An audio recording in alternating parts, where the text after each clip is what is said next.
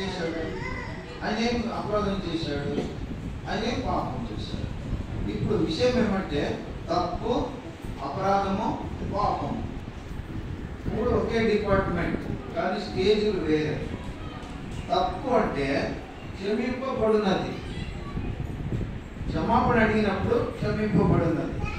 ఇప్పుడు ఒక మాట, నేను దైవజనాన్ని అని నిర్లక్ష్యంగా ఎవరైనా మీరు మాట్లాడితే ఎట్లా, ఒక మాట, రోహిణి ఉంది, తెల్లగడ్డ ఉన్నాయలా అని ఏమనింది?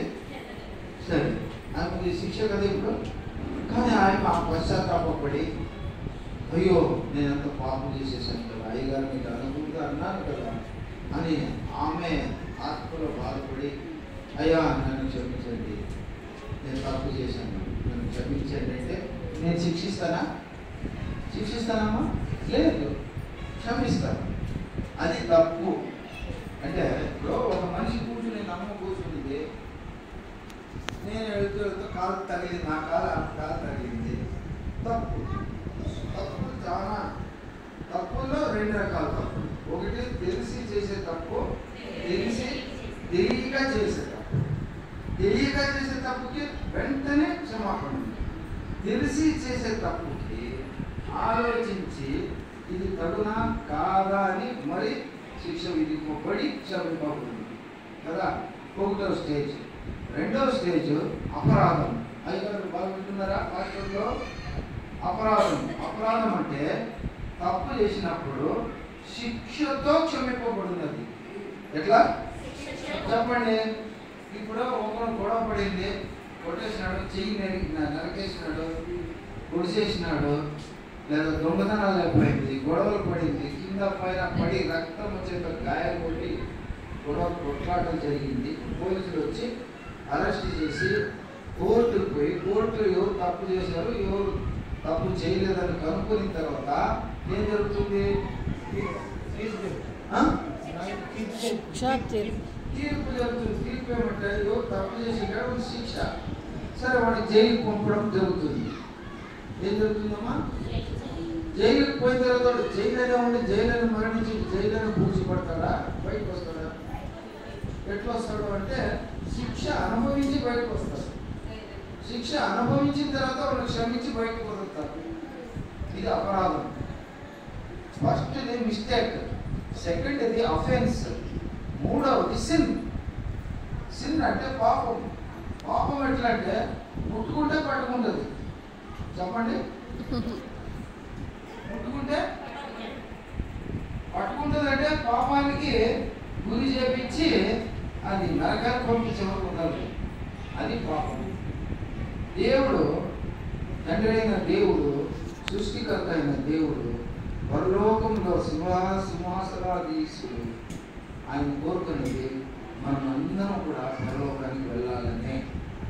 ఎందుకమ్మా? ఎక్కడ వెళ్ళాలా? ఎక్కడ వెళ్ళాలా? పరలోకం. ఇప్పుడు మీరు యేసుప్రభువుని ఎందుకు నమ్ముకున్నారు?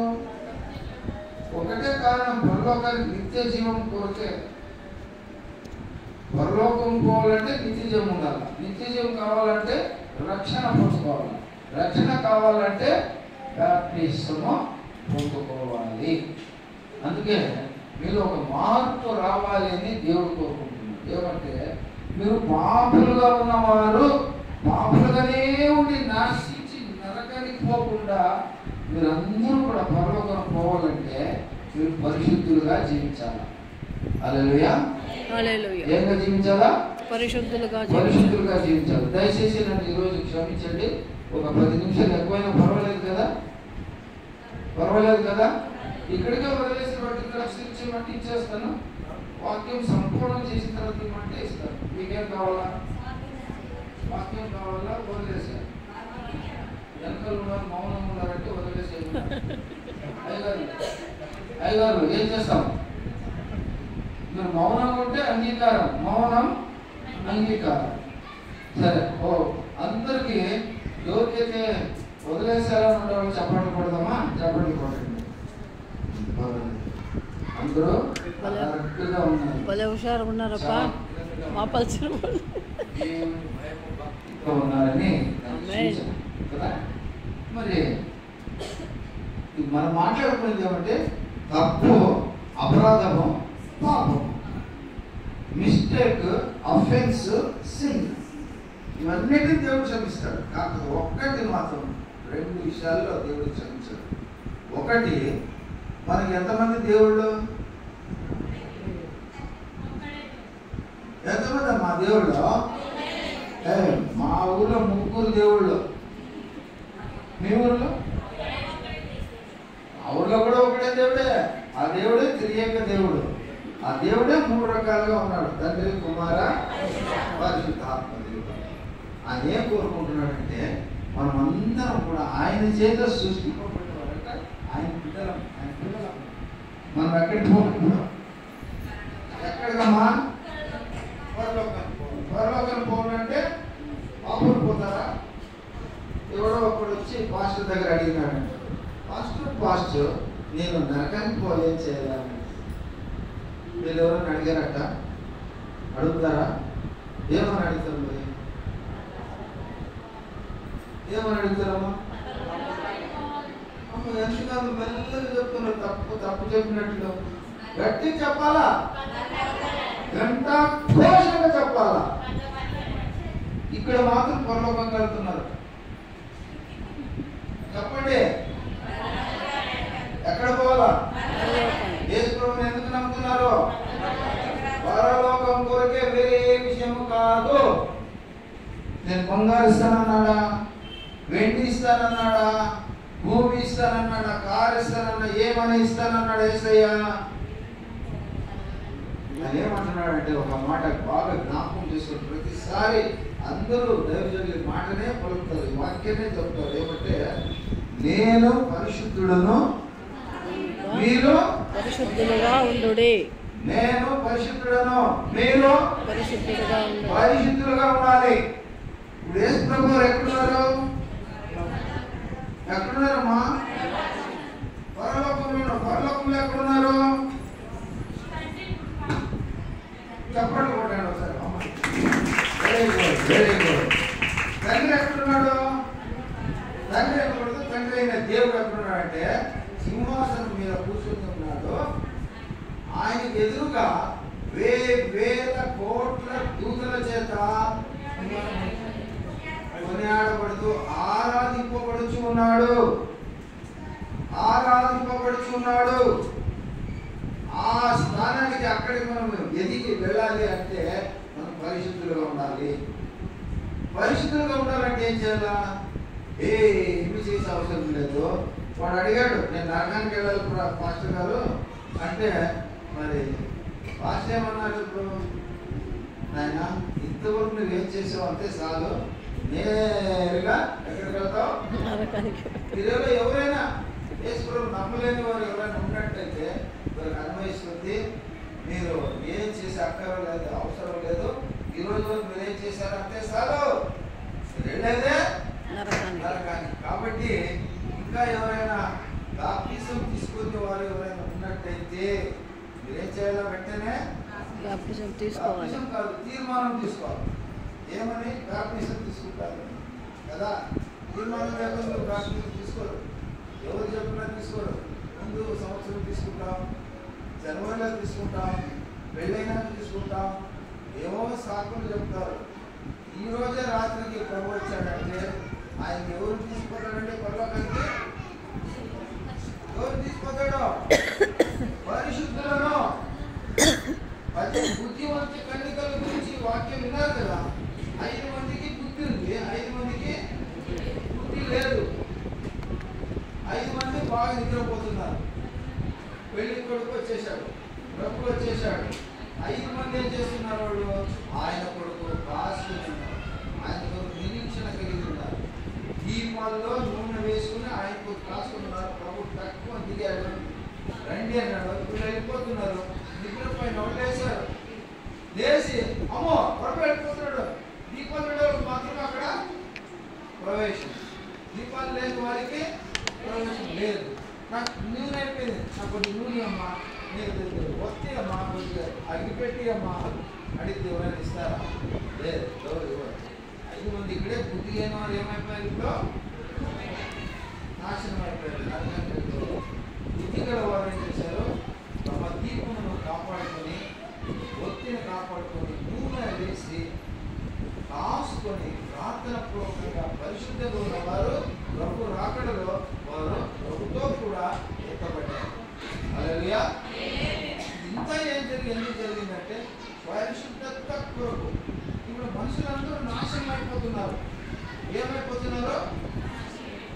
వాక్యం చదువుతుంది రోమియో పత్రికలో ఏమంటుందంటే అందరూ కూడా జన్మించి సుఖమును అనుభవించి ఆయన మహిమను తెలుసుకోక చనిపోయి వారందరూ కూడా నాశనమైన రకానికి వెళ్ళిపోతారని దేవుని వాక్యంలో సెలవిస్తుంది. ఇప్పుడు మరి పరిశుద్ధులు ఎవరు లేరు. పరిశుద్ధులు ఎవరైనా ఉన్నారు? పరిశుద్ధులు నీతిమంతులు ఎవరైనా ఉన్నారా? ఒక్కడు లేడు. దేవుని వాక్యంలో సెలవిస్తుంది. నీతిమంతులు లేడు, ఒక్కడునో లేడు. మరి అందరూ పాపులే. ఇప్పుడు పరిశుద్ధులు పరలోకానికి వెళ్ళాలంటే ఏం కావాలి? మనము పరిశుద్ధులుగా ఉండాలి. కాబట్టి పరిశుద్ధులుగా చేయడానికే యేసు ప్రభువారు ఆకాశం నుండి పరలోకం నుండి భూమికి దిగి వచ్చి పరలోకం ఉన్నది, పరలోకములో దేవుడు ఉన్నాడు, తండ్రి అయిన దేవుడు, సృష్టికర్త అయిన దేవుడు ఉన్నాడు, ఆ లోకము ఉంది అని ఈ లోకంలో చాటి ఆయన సువార్త, మొదటి సువార్త ఏమంటే పరలోకం గురించి యేసు ప్రభు భూలోకంలో చాటి చెప్పాడని. అది మొదటి సువార్త. పరలోకం ఉంది, పరలోక రాజ్యం ఉంది, అక్కడ దేవుడు ఉన్నాడు, తండ్రి అయిన దేవుడు. అక్కడికి మనం వెళ్ళాలి. పరిశుద్ధులు ఉంటే మాత్రమే అక్కడికి వెళ్ళాలి. ఇప్పుడు యేసు ప్రభు వారు పరలోకంలో ఉన్నాడు. ఆయన ఎందుకు పరలోకంలో ఉన్నాడు? ఆయన పరిశుద్ధుడు. హల్లెలూయా. ఆయన ఏంటి? పరిశుద్ధుడు కాబట్టి పరలోకంలో ఉన్నాడు. ఆయన పరిశుద్ధత లేదు అంటే ఆయన పరలోకం వెళ్ళలేడు. యేసు ప్రభులు ఎవరైనా తప్పు చూపారా? అపరాధం చూపారా? ఒక్క పాపమైన చూపించారా? ఎవరైనా లేదు. ఆయన పరిశుద్ధుడు, జన్మతః పరిశుద్ధుడు. మనమందరం కూడా జన్మతో పాపులం ఉన్నాం. తల్లి గర్భంలో జన్మించిన తక్షణమే మనం పాపులం. ఎందుకంటే తల్లిలో ఆదాము అవ్వలు చేసినటువంటి పాపపు రక్తము ఉన్నది కాబట్టి మానవాళిలో వంశంలో బిడ్డ పుట్టడం, ఆ బిడ్డలో పాపపు రక్తం ఉండదు. ఆ బిడ్డ ఎదిగి పెళ్ళయి ఆ బిడ్డ గర్భం ధరించి ఆ బిడ్డ జన్మనిచ్చిన బిడ్డ కూడా మన పాపమే. 50వ కీర్తనలో 50వ కీర్తన 1 వచ్చిన అంశాలలో గమనించమని.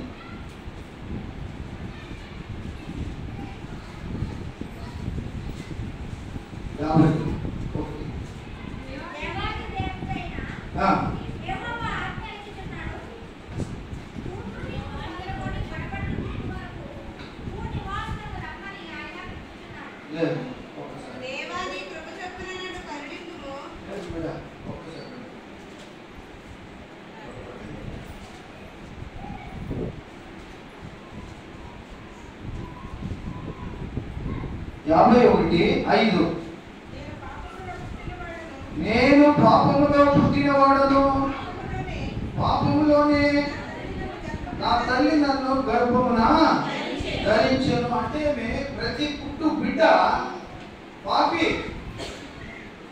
ప్రతి పుట్టు బిడ్డ పాపియే. మరి ఏం పాపం చేసింది అంటే పాపం ఏం చేయకపోయినా రక్తంలో పాపం ఉంది. తల్లిదండ్రుల రక్తంలో పాపం ఉంది, వారి తల్లిదండ్రుల రక్తంలో పాపం ఉంది. అంటే వెనకడికి ఆదాము మనకు వెళ్ళిపోతే ఆదాము అవ్వలు చేసిన పాపపు రక్తం వాళ్ళలో ఉండి ప్రవహిస్తున్నది కాబట్టి పుట్టు బిడ్డ తను పాపి. ఇది మనం గ్రహించాలి. ఇప్పుడు ఈ పాపం పోవాలా అంటే పాపంలో పుట్టిన వారు పాపం పోవాలంటే పరిశుద్ధుల రక్తముతో కడగబడాలి. హల్లెలూయా. ఎవరు పరిశుద్ధుడు? ఇప్పుడు లోకంలో యేసుక్రీస్తు ఒక్కడే పరిశుద్ధుడు. మనం బాప్టిజం తీసుకుంటాం కదండి, ఆ నీళ్లు ఉన్నాయి కదా, ఆ నీళ్ళు వాక్యంతో మనము దాన్ని ఏమి అర్థం చేసుకోవాలంటే ఆ నీళ్లు యేసుక్రీస్తు యొక్క పరిశుద్ధ రక్తము. నీళ్ళలో మునిగి మనం పైకి లేచినప్పుడు మన పాపాలన్నీ కూడా కడగబడి మనం పైకి లేచినప్పుడు నీతిమంతులు, పరిశుద్ధులు. అంటే మనం పాపం కడగబడాలంటే సబ్బుతో కాదు, దేంతో కాదు. మన పాపం కడగబడాలంటే యేసుక్రీస్తు ఆయన పరిశుద్ధ రక్తము తప్ప వేరేది కాదు. ఆయన నీ కొరకు, నా కొరకు, మన కొరకు, మనందరి కొరకు, మానవుల కొరకు ఆయన మనుషులుగా జన్మించి ఆయన రక్తం ఇచ్చి మనల్ని కొన్నాడు. ఆయన రక్తం ఇచ్చి మనల్ని కడిగాడు. బాగా అర్థం చేసుకోండి. ఆయన మనం పరిశుద్ధులం అవుతున్నాం. మనం పరిశుద్ధులు చేయాలని ఆయన పరలోకం నుంచి వచ్చాడు. ఇప్పుడు పాపం ఉంది, నా పైన పాపం ఉంది, నాకు శిక్ష కావాలా. ప్రభువారు ఏం చేశారు? ఈ పాపాన్ని తీసి తన పైన వేసుకుంటాడు. బైబిల్ అంటే యేసు ప్రభువారు, బైబిల్ అంటే యేసు ప్రభు. పాత నిబంధనలో బైబిల్ ఏమని పిలిచేవారు అంటే మందసం. ఏమని పిలిచేవారు? మందసం. మందసము బైబిల్ యేసు ప్రభు ఒకటే. ఇప్పుడు పాపము నా పైన తీసి దీనిపైన వేసినప్పుడు, యేసు ప్రభు పైన వేసినప్పుడు నాకు శిక్ష రాదు. నన్ను శిక్ష నుండి తప్పించాడు ఆయన. నా పైన పాపం ఉంటే నాకు శిక్ష వస్తుంది. శిక్ష రాకూడదు అంటే, శిక్ష అంటే నరకం. ఇప్పుడు నరకం నుంచి నన్ను తప్పించడానికి కోసం యేసు ప్రభు ఏం చేశారు? ఆయన నా శిక్షను, నీ శిక్షను ఆయన పైన వేసుకున్నాడు. కాబట్టి ఇప్పుడు శిక్ష ఎవరికి రావాలా? యేసు ప్రభువుకి రావాలి. ఎవరి తలపైన ఉంది? ఇప్పుడు పాపం ఎవరి తలపైన ఉంది? మన పాపాన్ని ఆయన తలపైన వేసుకున్నాడు కాబట్టి శిక్ష ఆయనకి రావాలి. కాబట్టి ఆ శిలువ మరణం ఆయన పొందాడు. హల్లెలూయా. ఇప్పుడు మనల్ని పరిశుద్ధులుగా చేశాడు ఆయన. హల్లెలూయా. మనల్ని ఏంగా చేశాడు? ఎంత చేశాడు? మన పాపములను తీసి తన పైన వేసుకుని తన రక్తంతో మనం కడిగి పరిశుద్ధులుగా చేశాడు. చూసారా? మనం దరిద్రులము, మనము పాపులము. మన పాపాన్ని తీసేశాడు, మన దరిద్రతను తీసేశాడు. ఆయన తన రక్తంతో కడిగి మనం పరిశుద్ధులుగా చేశాడు. ఇప్పుడు మనం నరకానికి వెళ్తామా, పరలోకానికి వెళ్తామా? ఇది గ్యారెంటీ కదా అయ్యా, గ్యారెంటీ కదా. ఇప్పుడు దూరాన్ని మిమ్మల్ని అడుగుతారు, నేనే అడుగుతాను అనుకోండి, ఎక్కడ వెళ్తామమ్మా? ఎక్కడ వెళ్తామమ్మా? వెళ్ళి ఎక్కడ వెళ్తామమ్మా? గట్టి చెప్పాలమ్మా. అమ్మ నాకైతే మీరు చెప్తున్నారు, ఎందుకంటే అమ్మ పెరుగుతో మాట్లాడుతుంది, నాకు బాగా తెలుసు. తల్లి ఎక్కడ వెళ్తామమ్మా? అందరూ ఒకసారి చెప్పండి, ఎక్కడ వెళ్తారో? పరలోకానికి. పరలోకంకి వెళ్ళాలంటే పరిశుద్ధులుగా ఉండాలి. ఏం ఉండాలా? పరిశుద్ధులుగా ఉండాలి. పరిశుద్ధత లేకపోతే మీరు పరలోకానికి వెళ్ళారు. కాబట్టి యేసు ప్రభు పరలోకం నుండి భూలోకానికి వచ్చి మనల్ని కాపాడడానికి, ఎందుకంటే తండ్రి చిత్తం ఏమంటే మనమందరం పరలోకానికి వెళ్ళాలని. అందరూ బట్టి అట్టగా పోలేము కాబట్టి పరిశుద్ధులుగా మార్చి మనం తయారు చేసి సిద్ధపరిచి మనల్ని మళ్ళీ వస్తాను తీసుకుంటాను అన్నారు. అది రెండో రాకడ సూచన. వస్తాను, తీసుకెళ్తాను. రామాయణం అంటారు 3 మాటలు మూసిపోయిందంట. 3 మాటలు రామాయణ పుస్తకంలో చదివినట్ల. కట్టే, కొట్టే, తెచ్చే. ఏమంట అంటే ఏమర్థమా? మీకు చదవలేదు కాబట్టి తెలియదు. మేము చదివిన రామాయణం బాగా అన్నీ చదివాం. కట్టే అంటే బ్రిడ్జిని కట్టాడు, వారిని కట్టాడు. కొట్టే అంటే రావణని కొట్టి చంపి నాశనం చేసి తెచ్చాడు, తెచ్చాడు. రామాయణం ముగిశాడు. కట్టే, కొట్టే, తెచ్చాడు. అట్లా ఇప్పుడు మనము షార్ట్ ఫార్మ్లో దేవుని పరలోకానికి వెళ్ళాలంటే ఏం చేయాలి? మనము సింపుల్, ఒకే మాట, అదే మాట, 100 మాట, 1000 మాట, 1,000 మాటలు. పరిశుద్ధురాలు. అట్లయితేనే పరలోకంలో ప్రవేశం ఉంది. కాబట్టి ఇప్పుడు మనం పరలోకానికి వెళ్ళాలంటే నమ్మి బాప్టిజం తీసుకున్న వానికి రక్షణ. 3 పదాలు ఏమంటుంది? యోహాను ఎప్పుడు అమ్మ చెప్పారు వాక్యంలో? దేవుడు లోకమును ఎంతో ఎందుకు ప్రేమిస్తున్నాడంటే నరకానికి పోకూడదు మీరు అని. ఒక్క ఉదాహరణ, ఏ తల్లి తండ్రి అయినా తమ సంతానం, కూతురు కుమారుడు, వాళ్ళు ఎదగాల, బాగుపడాలా, విద్యావంతులు కావాలా, బుద్ధివంతులు కావాలా, ప్రయోజకులు కావాలా, సమాజంలో మంచిగా ఉండాలని కోరుకుంటారు తల్లిదండ్రులు. ఏ తల్లి అయినా ఏ తండ్రి అయినా కుమారుడు కుమార్తె జగడగట్టి కావాలి, గయ్యాలి గంప కావాలి, ఇస్పెట్ ఆడాలి, వ్యభిచారి కావాలి, తాగాలి, దండనాలు ఆడాలి, కొట్లాడాలి, జైలుకి పోవాలని ఎవరైనా కోరుకుంటారా? కోరుకుంటారా తల్లి? అమ్మ అయ్యా ఎవరైనా కోరుకుంటారా? తల్లిదండ్రులు ఏం కోరుకుంటారు? బాగుపడాలి, మంచిగా ఉండాలనే కదా కోరుకుంటారు. అలాగే తండ్రి అయిన దేవుడు మనల్ని నిర్మించిన దేవుడు, జన్మించిన దేవుడు అని ఏం కోరుకుంటున్నాడంటే తన విడుదలమైన మనము పరలోకానికి వెళ్ళాలని ఆయన కోరుకుంటున్నాడు. బాగా వినాలి. మనం ఎక్కడ వెళ్ళాలని కోరుకుంటున్నారో కాదు. ఇంకొక మాట ఏమంటే పరలోకం లేదంటే నీకు నరకమే. నెక్స్ట్ ఆల్టర్నేటివ్ ఆపర్చునిటీ నరకమే. నరకం ఎట్లా ఉంటుంది? యాతన. నరకం ఎలా ఉంటుందమ్మా? అందరూ చెప్పాలి. యాతన ఎలా ఉంటుంది? యాతన అంటే ఆ హింస, ఆ నొప్పి, ఆ మంట తట్టుకోలేము. నిరంతరం అది ఆగిపోదు. ఎలాంటిదంటే పురుగు చావదు, అగ్ని ఆరదు. జ్ఞాపకం ఉంచుకోవాలి. యేసు ప్రభువు నమ్మలేదా? ఇంకా బ్యాప్టిజం గుర్తు చేసుకుంటున్నావా? పొడిగిస్తున్నావా? సాకులు చెప్తున్నావా? ఇంకా తందనాలు ఆడాలనుకుంటున్నావా? ఏం చేయాలనుకుంటున్నావు? ఒక్కసారి జ్ఞాపకం చేసి రాత్రికి ప్రభు వచ్చాడంటే 5 మంది బుద్ధివంతులు వెళ్ళిపోతారు, 5 బుద్ధి లేని వారు నిలబడి నరకాన్ని వెళ్ళిపోతారు. ఆ జాబితాలో ఉంటాం, ఆ పట్టీలో ఉంటాం. కాబట్టి ప్రియ దేవుని బిడ్డలారా జాగ్రత్త. ఇంకా ఎవరైనా బ్యాప్టిజం తీసుకోలేదంటే వెంటనే 3:16 ఏమంటాడు? దేవుడు ఈ లోకమును ఎంతో, లోకం అంటే ఏంటి? లోకం అంటే ఏంటి? గురుజాడ అప్పారావు ఏం చెప్పాడు? దేశం అంటే మట్టి కాదు, దేశం అంటే మనుషులు. మట్టి కాదు, మనుషులు. దేశం అంటే మట్టి కాదు, దేశం అంటే మనుషులు. దేశము ఎక్కడుందంటే లోకంలో ఉంది. ఒక్క దేశం కాదంటే లోకంలో అన్ని దేశాల్లో ఉన్న ప్రజల్ని ఆయన ప్రేమిస్తున్నాడు. ఆయన ప్రేమించేయమంటున్నాడు. మీకు గాను నేను నా కుమారుడిని పంపిస్తున్నాను. ఎటువంటి కుమారుడిని? ఆ ద్వితీయకి వ్యతిరేకము ఆ ద్వితీయ అంటే రెండో కొడుకు కాని కొడుకు, రెండో కొడుకు లేని కొడుకు అంటే ఏకైక కొడుకు. తండ్రి అయిన దేవునికి ఎంతమంది కుమారులు ఉన్నారు? ఏకైక కుమారుడిని. ఒక కుమారుడే పోయా ఏమన్నా డేంజర్ పంపిస్తామని అడిగితే ఏమంటారు? లేదా నా కుమారుడు ఒకడే పంపన్నాడు. తండ్రి అయిన దేవుడు ఏం చేశాడు? నీ కొడుకు, మా కొడుకు, నీ కొడుకు, మన కొడుకు కుమారుడిని పంపండి లోకాన్ని. ఆయనకు తెలుసు చంపుతారు, ఇక్కడ హింసిస్తారని. ఆ హింస ఎవరి కొరకు? నీ కొరికే, నా కొరికే. ఆ గడియ మనం తెలుసుకోవాలి.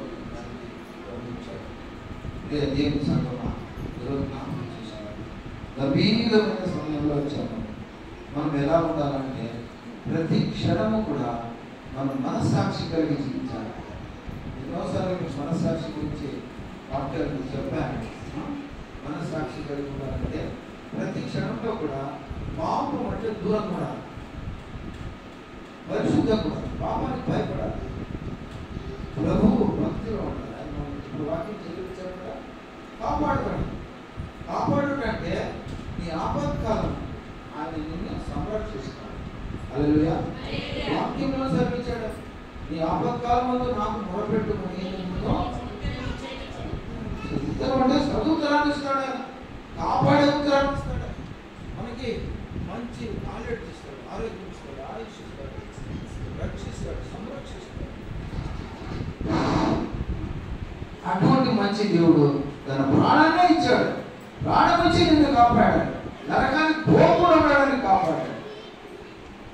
ఇంకొకసారి వచ్చినప్పుడు వాక్యం చెప్తాను. 2 మాటలు చెప్పి వాక్యం ముగించి మన కార్యక్రమం పోదాము. 1 కొరింథీ 11వ అధ్యాయము 24వ వచనం దయచేసి. 1 కొరింథీ 11వ అధ్యాయము 24. గమనించండి, చదివితే 2 మాటలు చెప్పి ముగించేస్తాను.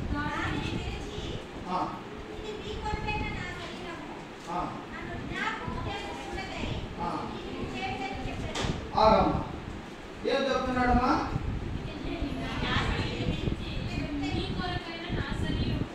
మీ కొరకైనా నా శరీరం అంటున్నాడు.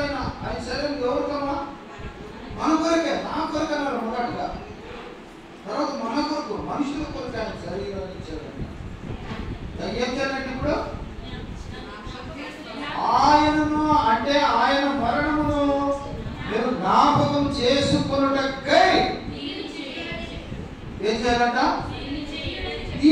చేయమని చెప్పాడు. అంటే ఇప్పుడు దేవుని ఆజ్ఞ మీకు తెలుసు కదా. ఏం చెప్తానంటే ప్రియా దేవుని సంగమా, మొదటి పాపం ఎక్కడ కలిగింది? ఏమేది పాపం పేరు? ఆజ్ఞ అతిక్రమము. అంతే, సింపుల్. ఆజ్ఞ అతిక్రమమే పాపం. ఆజ్ఞ పాపం అంటే ఏంటి? ఆయన పండు తినమన్నాడా తినవద్దన్నాడా? మరి వాళ్ళు ఏం చేశారు అంటే ఏం చేసినట్టు? అతిక్రమించినట్లే, ధిక్కరించినట్లే, అవిధేయత తోచినట్లు చూపించినట్టే. పోవాయా నీవు నా ఇష్టం వచ్చిన పండు తింటాను అన్నట్టే కదా. అంటే ఏమి ఇప్పుడు ఆజ్ఞ అంటే అర్థం ఏంటి? దాని ఫుల్ ఫామ్ ఏంటి? What is the definition of sin? ఆజ్ఞ అంటే చేయమన్నది చేయాలి, చేయవద్దు అన్నది చేయకూడదు. వాళ్ళు చేయవద్దు అన్నది వాళ్ళు ఏం చేశారు? వాళ్ళే కాదు, మనం కూడా అంతే, పాస్టర్లు అంతే, మేము మీరు అందరూ అంతే. ఏం చెప్పు దేవుడు ఈ లోకంలో ఏం చెప్పాడంటే, గలతీకి రాసిన 5వ అధ్యాయంలో 19వ వచనం చదువుకోండి. శరీర కార్యాలు చేయవద్దు అన్నాడు ప్రభు. వీళ్ళు ఏం చేస్తున్నారు? ప్రపంచం దేవుని వీళ్ళే, దేవుని నమ్మిన వారే, బాప్టిజం తీసుకున్న వారే ఏం చేస్తున్నారు? చేయమన్నది చేయట్లేదు, చేయవద్దు అన్నది చేస్తున్నారు. మరి నీవు నీవు నీవు నీవు నీవు నీవు నీవు నీవు నీవు మనం ఏం చేస్తున్నాము? చేయమన్నది చేయట్లేదు, చేయవద్దు అన్నది అది ఆజ్ఞ. ఆజ్ఞను మనం అనుసరించాలి. హల్లెలూయా. అదే కదా మరి దేవునికి ఇష్టమైంది. చేయొద్దని చేస్తే దేవునికి ఇష్టం అవుతామా? ఏమవుతాము? ఆయన మనసుని హింసించిన వారు కదా. నీ కొరకే యేసు ప్రభు ఆయన తన్నారు, గుర్తులు గుద్దారు, ఉమ్మారు, కాదు తన్నారు, కొట్టారు, ఉమ్మారు, ఆయన్ని బూటులతో తిట్టారు. ఆయన శరీరం పైనటువంటి బట్టను తొలగించారు, తీశారు, సిలువకు బంధించారు, పంచ గాయముల చేత ఆయన్ని శిక్షించారు. ఎన్ని గాయాలమ్మా? ఏవి గాయాలు చెప్పండి గబగబాని ఒకసారి. ఎవడెవడో మూర్ఖుడు అంటాడు, ఈ దేవుడు ఏం దేవుడు రా, మూడు మేకలు పీక్కోలేని దేవుడు. ఆయన ఎందుకు భరించాడని వాడికి తెలియక అజ్ఞానంతో మాట్లాడలేదు. ఇప్పుడు ఆయన ఎంతగానో సహిస్తున్నాడు, మౌనిగా సహిస్తున్నాడు. 2 పాదాలు పెట్టి ఒక పొడుగాటి మేకులు కొట్టారు. ఈ అరచేతిలో ఒకటి కొట్టారు, ఈ అరచేతిలో ఒకటి కొట్టారు. 2 పాదాలు కలిపి ఒక మేకు కొట్టారు. ఎన్ని గాయాలైనాయి? పంచగాయలో 3 గాయాలైనాయి. 4వ గాయం ఏది? తలకు ముళ్ళ కిరీటము. ఎన్నో గాయం అది? 5వ గాయము బల్యము తీసుకుని పక్కకు పొడిచారు. దేవుడు అప్పటికే రక్తం అంతా కారిపోయింది. అక్కడ ఇక్కడ ఉన్నటువంటి నీరు లాంటి ఎర్రటి రక్తంతో కడగబడిన నీరు ఆయన శరీరం నుండి అంతా కారిపోయింది. అంతగా శిక్షిస్తుంటే ఆయన ఏమన్నాడు? మొదటి మాట, 7 మాటలు, శిలువ పైన 7 మాటలు గుర్తుపెట్టాలని పెడతామే. ఒక మాట, తండ్రి మీరేం చేస్తున్నారో మీరు ఎరుగరు కనుక వీరిని క్షమించు. ఆ గుణం నువ్వు కలిగినావా అమ్మా? కలిగినావా నాయన? అయ్యా కలిగినారా? క్షమించే గుణంలో ఉందా? అది ప్రభు గుణం అండి. ఎప్పుడైతే దేవుని బిడ్డలను చెప్తున్నా మనలో మొదటి గుణం మొదటిగా లేకపోతే మనం ఎలాంటి క్రైస్తవులు, ఎలాంటి క్రైస్తవులు? ఒకసారి మీరు పరీక్షించుకోవాలి, మీరు శోధించుకోవాలి. అది ఏమంటారంటే, నేను వచ్చే వరకు నన్ను జ్ఞాపకం చేసినట్టే నేను పడిన శిక్ష, నేను పొందిన శిక్షను నేను ఎందుకు శిక్ష అనుభవించాను అనే విషయాన్ని మీరు జ్ఞాపకంలో ఉంచుకొనుటకై కార్యము చేయుడి అన్నాడు. ఇది ఆజ్ఞ. ఇదేంటి? అయ్యా ఏంటిది? ఆజ్ఞ. దీన్ని పరిపాలించాలా. ఒకవేళ రొట్టె ద్రాక్షరసం తీసుకోలేదు, ఆజ్ఞకు వ్యతిరేకత, ఆజ్ఞకు అవిధేయత, వ్యాప్తి, ధిక్కారం. ఎవరైనా తప్పిపోయారు, మీరు రొట్టె ద్రాక్షరసం తీసుకుని తప్పిపోయింటారు. అది మీరు చేసినట్టు మహాతప్పు, అది మీరు చేసినట్టు మహా అపరాధం, మీరు చేసినట్టు మహాపాపం. రొట్టె ద్రాక్షరసం ప్రతి నెల తీసుకోమని ప్రభు ఆజ్ఞించాడు. ఎప్పటి వరకు? ఆయన రాకడ సమయం వరకు, లేదా నీ ఆఖరి శ్వాస ఉన్నంత వరకు తప్పించకూడదు. బాప్తిసం తీసుకున్న బిడ్డలు, రక్షణ పొందుకున్న బిడ్డలు, నిత్య జీవం పొందుకున్న బిడ్డలు, పరలోకంలో ప్రవేశానికి సిద్ధంగా ఉన్న బిడ్డలు రొట్టె ద్రాక్షరసం తీసుకోకుండా మాని ఉండకూడదు. అది ఆజ్ఞ, అది ఆజ్ఞ, అది ఆజ్ఞ. ఏంటది? చెప్పాలమ్మా, ఏంటన్నది? ఆజ్ఞ. మీరు రొట్టె ద్రాక్షరసం కార్యక్రమం బలాలను రాకుండా తప్ప వచ్చిన వాళ్ళ తీసుకుందాంలే, ఇంకొకసారి తీసుకుందాంలే, వాడి దిగరాని ఫాస్ట్ వాడి చేతిలో నేను రొట్టె ద్రాక్షరసం తీసుకోను అనేవాడు అనుకున్నాను. ఒప్పుడు ఏం జరిగింది? అందరికీ కింద కూర్చున్నారు, ఒకే పాత్రలో తాగుతారు, ఒకే రొట్టె అని తింటారు కదా. దేవుని ఆజ్ఞ. అదేమైందంట, అందరూ కూర్చున్నారు. ఒక ఎస్సీ ఆయన కూర్చునిందంట. ఎస్సీ ఆయన పక్కన ఒక రెడ్డి ఆయన కూర్చున్నాడు. పాత్ర ఆయనకి ఇచ్చారు, ఆయన తాగాడు ఎస్సీ ఆయన. నెక్స్ట్ ఎవరు పోలి కూడా రెడ్డి పోలే. వాడు ఎస్సీ తాగి నేను ముచ్చుకోను, నేను తీసుకోను. ఎస్సీ నాయుడు నీ తినాలా, నీ తాగాలా, నాకు వద్ద పోయి లేచిపోయాడు. లేచిపోయినాడు. ఎక్కడికి పోయినాడు? నరకానికి పోయాడు.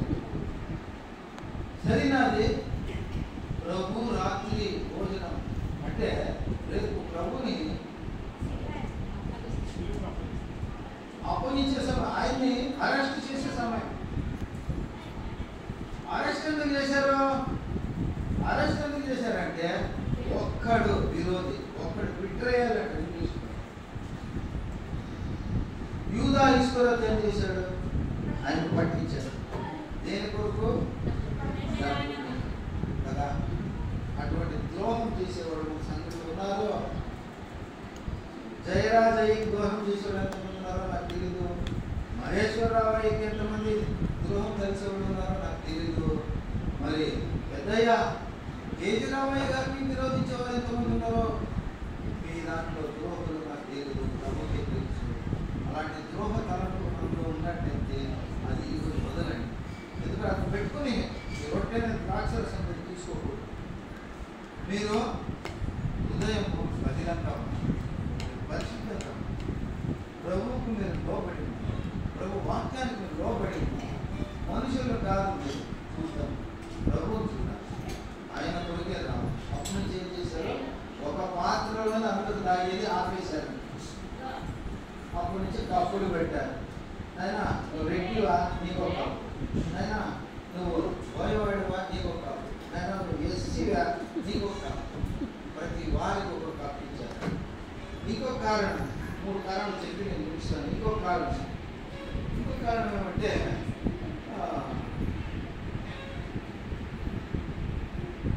ఒరిజినల్ ద్రాక్షరసం తెచ్చారు, ప్రార్థన చేశారు. అందరూ తీసుకొని ఒక పాత్రలో ఇస్తే 4వ వ్యక్తి 5వ వ్యక్తి ఒక ఆమె తీసుకున్న తర్వాత అంత పాత్రలో వేసి ఆమె చేసింది అంత తాగి పరిస్థితి.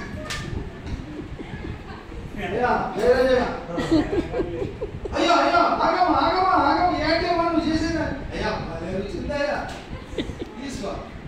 మొత్తం తాగి పరిస్థితి. తాగి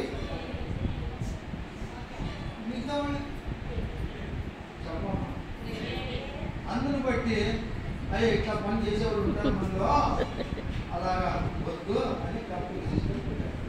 3వ కారణం ముగిస్తాను. 3వ కారణం అంటే అలాగే ప్రభు రాత్రి కళకు వచ్చారు, కూర్చున్నారు, అందరూ ప్రార్థన చేశారు, పాత్రలు ఇచ్చారు. 4వ వ్యక్తిని 5వ వ్యక్తి ఆయనకి వచ్చిన చేతులకు ఆయన ప్రార్థన చేసి తీసుకునే సమయానికి ఆయనకి డబ్బు వచ్చింది. దగ్గు వచ్చి దగ్గు ఆపలేక దగ్గు దాంట్లో రక్తాన్ని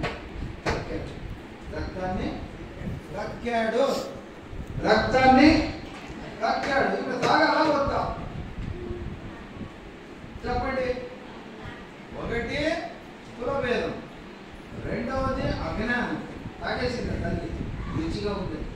మూడవది మరి ఇప్పుడు రక్తం కక్కాడు, ద్రాక్ష రసం. ఇప్పుడు ఏం చేయాలా? అందరూ తీర్మానం తీసుకున్నాం. మన విశ్వాసమే నిజమైతే మనకేం జరగదు, మనకేమీ జరగదు. నీలో ఎలాంటి విశ్వాసము? ప్రభు రాత్రి భోజనం వచ్చే సమయంలో నీలో విశ్వాసము అల్ప విశ్వాసం కాకుండా రావాలి. నా ప్రభు, నా రక్షకుడు, నా లోక రక్షకుడు, సత్యమైన దేవుడు, నిజమైన దేవుడు, ఆయన నన్ను పరలోకానికి తీసుకెళ్లే దేవుడు. నేను విశ్వాసంతో తీసుకుంటే నా దేవుడు నన్ను కాపాడు.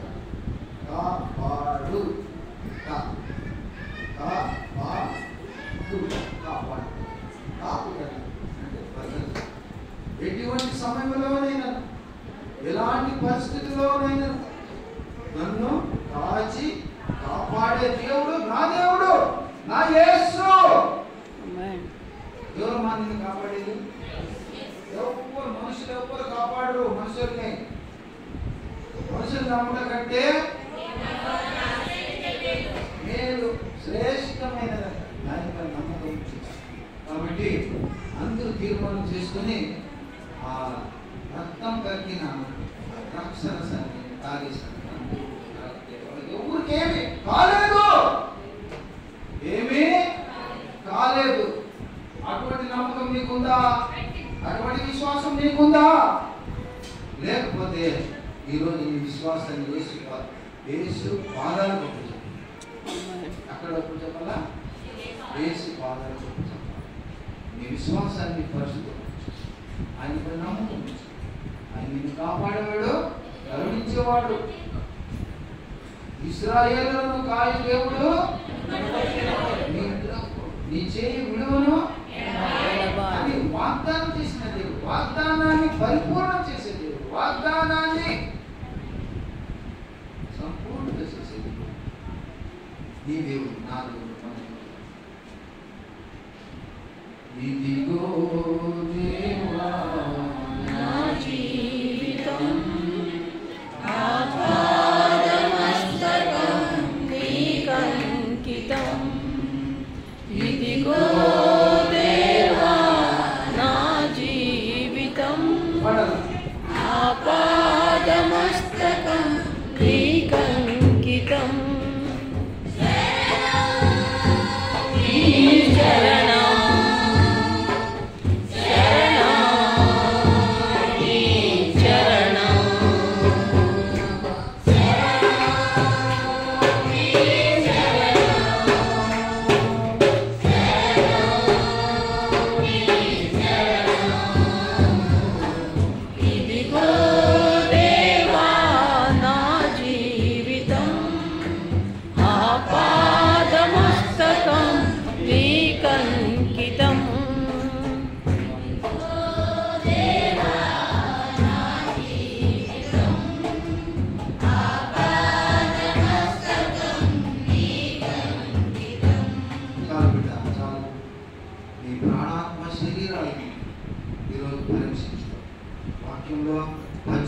వాక్యం చూసుకొని ఈ వాక్యాన్ని ముగించుకోవాలండి. అదే 1 కొరింథీ 11వ అధ్యాయము 28వ వచనం దయచేసి చదివి. కాబట్టి ప్రతి మనుష్యుడు తనను తాను పరీక్షించుకొనవలెను. ఆ రొట్టెను తిని ఆ పాత్రలోనికి త్రాగవలెను. ఇది ప్రభు యొక్క శరీరం అని వివేచింపక తిను త్రాగువాడు. 3 రకాలుగా మనకు శిక్ష వస్తుందండి. 3 రకాలుగా. ఒకటి బలహీనతలు అయిపోతారు, రెండవది రోగానికి గురైపోతారు, మూడవది అకాల మరణం. మరణానికి శిక్ష అంటే నరకమే. ఏమంటే పాపం చేసి వచ్చి ప్రభు రొట్టెని తినేది, ప్రభు రక్తాన్ని త్రాగేది. ద్రాక్షరసము ప్రభు పరిశుద్ధ రక్తానికి సాదృశ్యము, రొట్టె ప్రభు శరీరంలో సాదృశ్యం. ఇంకా విషయాలు ఉన్నాయి కొన్ని, ఇంకొకసారి ప్రభు తీసుకొస్తే మీ మధ్యలో ఆ సత్యాలు మీకు వివరించి చెప్తానండి. ఈరోజు మనం 2 విషయాలు గమనించాము. ఒకటి, ఆజ్ఞ ఇచ్చాడు ప్రభు, నన్ను జ్ఞాపకము చేసుకున్నటకై ఆయన వచ్చు పర్యంతరము ఈ రొట్టెను ద్రాక్షరసను తిని తాగవలేదు కదా. ఆజ్ఞ ఎప్పుడు కూడా బలారాధన నిర్లక్ష్యం చేయవద్దు, చేస్తే శిక్షకు గురి. రెండవది, నిన్ను నీవు పరీక్షించుకో, పరిశోధించుకో. పోయినసారి రొట్టె ద్రాక్షరసం తీసుకున్న సమయం నుండి ఈ రోజు వరకు ఒకవేళ నువ్వు తప్పిపోయావా, నీ ఆలోచనలో, అలవాట్లలో, నీ పని పాటలలో, నీ యొక్క మనసు, ప్రాణాత్మ, శరీరాలు తప్పిపోయాయి, పరిశుద్ధంగా లేవా, పాపం చేసావా, పాపం మాటలు మాట్లాడావా, ఆడని మాటలు మాట్లాడావా, అనని మాటలు అన్నావా, ఏంటి నువ్వు తప్పులు చేసావు, నిన్ను నీవు గ్రహించి, నిన్ను నీవు పరీక్షించి పరిశోధించుకుని పాపాన్ని వదిలి పరిశుద్ధుని పాద సన్నిధికి వచ్చి నువ్వు ప్రార్థించుకుంటే నువ్వు క్షమించే దేవుడు మన దేవుడు. ఒక ఆమెను కూడా క్షమించే దేవుడు. ఒకవేళ తప్పే చేసి ఉంటే ఆయన పాద సన్నిధికి వచ్చి అన్నిటితో మోకరించి ప్రార్థించి అడుగు, దేవా యేసయ్యా, మనుషులు చెప్పాలి నేను తప్పు చేశాను, నేను అపరాధం చేశాను, నేను పాపం చేశాను కదా, నన్ను క్షమించకండి, అన్నిటితో ప్రార్థించావా ఆయన నిన్ను క్షమిస్తాడు. హల్లెలూయా. క్షమించే దేవుడు క్షమిస్తాడు, తప్పక క్షమిస్తాడు. ఎందుకంటే ఆయన ప్రేమించే దేవుడు. హల్లెలూయా. ఆయన ప్రేమించారు. మొదట ఎవరు ప్రేమించారు? ఆయన నిన్ను ప్రేమించాడా, నీవే ఆయన ప్రేమించాడు? ఆయన మమ్మల్ని ప్రేమించాడు. ఒక్కసారి గట్టిగా చెప్పండి, ఆయనే కదా మనల్ని ప్రేమించాడు. ఆయన ప్రేమించాడు కనుక ఈరోజు మనం ఆయన బిడ్డలం, ఆయన సన్నిధికి వచ్చాం. ఒక మాట చెప్తున్నాను, మన సంఘంలో ఒక అబ్బాయి, వాడు యాదవులు, వాడు ఇష్టపెట్టాడతాడు, డ్రింక్ చేస్తాడు, వ్యభిచారం చేస్తాడు, చేరాలం చేస్తాడు. వాడు దేవుని నమ్మాడు, ప్రార్థన సంవత్సరాలు కొద్ది భార్య ప్రార్థన చేశాడు, ప్రభు నమ్మాడు. ఒక సమయం వచ్చింది, ఒక చోట ఆయన ఉద్యోగ పని నిమిత్తం వేరే ఊరికి వెళ్ళిపోయాడు. వెళ్ళిపోయాడు. 10 రోజులు అయింది, వాడి నుంచి మనకేం మాటలు కానీ ఏం లేదు. ఒకరోజు ఫోన్ చేసి బాబు బాగున్నావా అని మేము అడుగుతున్నాము. వాడు ఫోన్లో ఏడుస్తున్నాడు. ఏం చేస్తున్నాడమ్మా? ఏడుస్తున్నాడంటే మన పశ్చాత్తాపం వచ్చింది. అయ్యా అమ్మ, మీరు మాకు సువార్త చెప్పి మా గ్రామానికి వచ్చి మమ్మల్ని అందరికీ ప్రార్థించి ప్రభు రక్షణ ఇప్పించారు. ఆ రక్షణే లేదని అంటే ఈరోజు నేను ఎక్కడ చూస్తున్న ప్రపంచంలో నాశనం అయిపోయింది కదా. నాకు ఎంత గొప్ప సాయం చేశారయ్యా, ఆ దేవుడి రక్షణ మాకు ఇప్పించారయ్యా. ఈరోజు నేను మంచునిగా, పరిశుద్ధునిగా, ఆ పాప జీవితానికి వేరుగా, దూరంగా ఉండడానికి దేవుడే నన్ను కాపాడుతున్నాడు. హల్లెలూయా. ఎవరు కాపాడుతున్నారు? భార్య లేదు, బిడ్డ లేదు, సంసారం లేదు, ఊరు లేదు, బంధువు లేదు, మిత్రులు లేదు, ఎవరు లేరు. అటువంటి చోట వాడు ఏమైనా చేయొచ్చు కదా. అటువంటి స్వాతంత్రం ఉన్న వ్యక్తి మరి తిరిగి ఆ జోలికి పోకుండా వాడు పశ్చాత్తపడుతుంది, దేవుని బిడ్డనే పరిశుద్ధంగా ఎంతో సంతోషంగా, ఎంతో పశ్చాత్తాపంతో వాడు ఫోన్లో మాట్లాడుతూ ఏడుస్తున్నాడు. అటువంటి పశ్చాత్తాపం మీద ఉందా? ఒకసారి మీరు ఆలోచించే, ఇది శూన్యం లాంటి గ్రామం మనుషులే.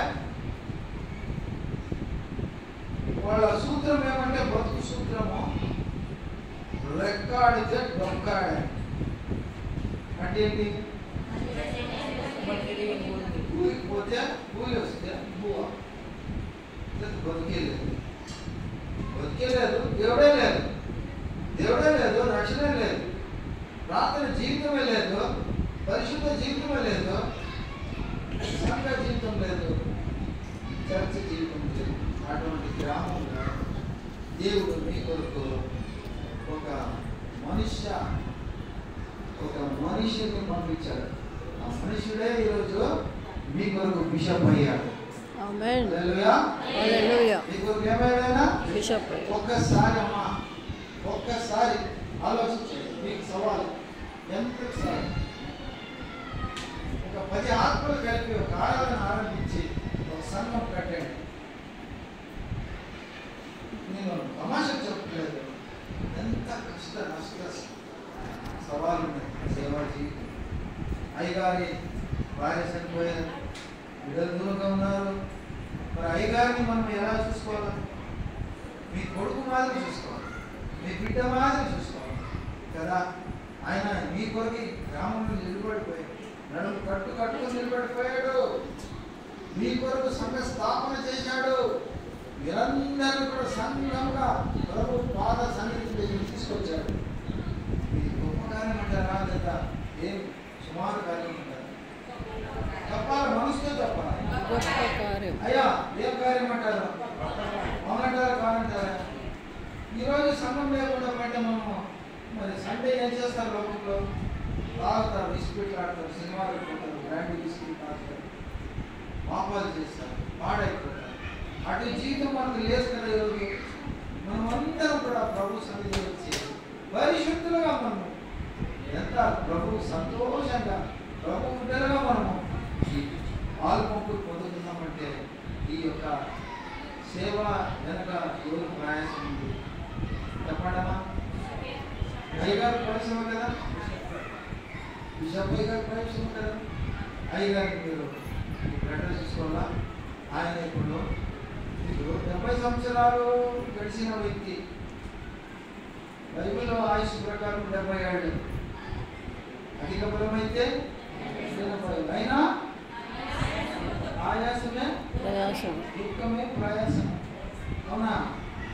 నేను అయ్యగారితో ఒకే సమకాలికం.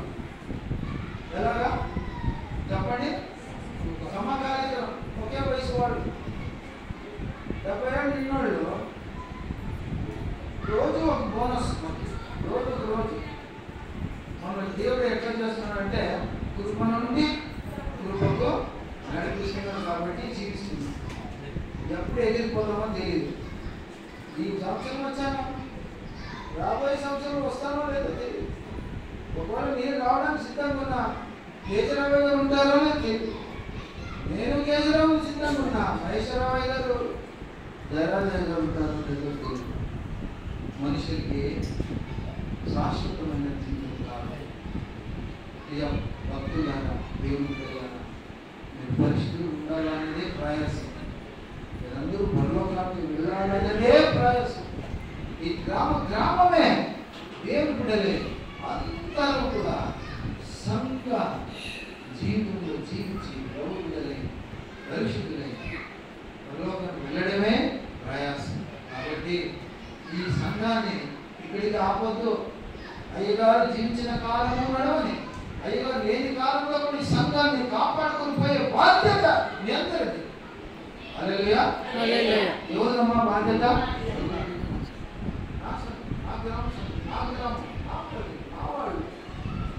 మనం చనిపోతే తమ్ముడు కాపులు 2 రాదు. దేవుళ్ళే వచ్చి గురించి పనిచేసి వాక్సిని కూర్చి మన సర్వ సంస్కారాలు చేశారు. భూస్థాపన కార్యాలు చేసేవాళ్ళు సంఘస్థులే. వీళ్ళే మన తల్లిదండ్రులు, వీళ్ళే మన బిడ్డలు, వీళ్ళే మన బంధువులు, వీళ్ళే మన భక్తులు. కలిసి కట్టుగా ఉండాలి, ఐకమత్యంగా ఉండాలి. మీరందరూ కూడా ఎవరొకరైనా తప్పు చేస్తే క్షమించేవారు. ఎందుకంటే దేవుని ప్రేమ మీరు ఉంటే పెట్టే ద్రాక్ష తీసుకున్న వారు ఆయన ప్రేమను కలిగి ఉన్నారు. ఆయన ప్రేమను పంచాలి, ఆయన ప్రేమను ప్రకటించాలి.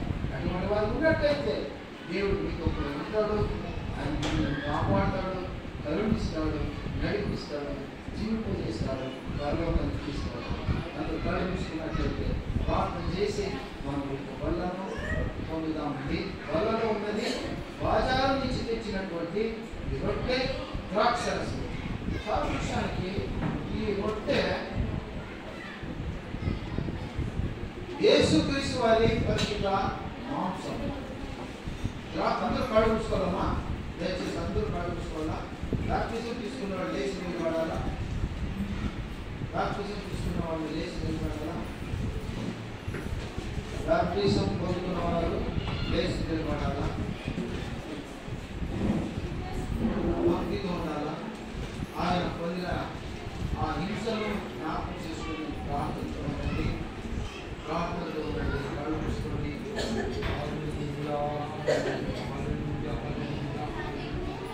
ఈ యొక్క ఒక ప్రార్థన చేసి సమయాన్ని అడిగినప్పుడు చెప్తాను.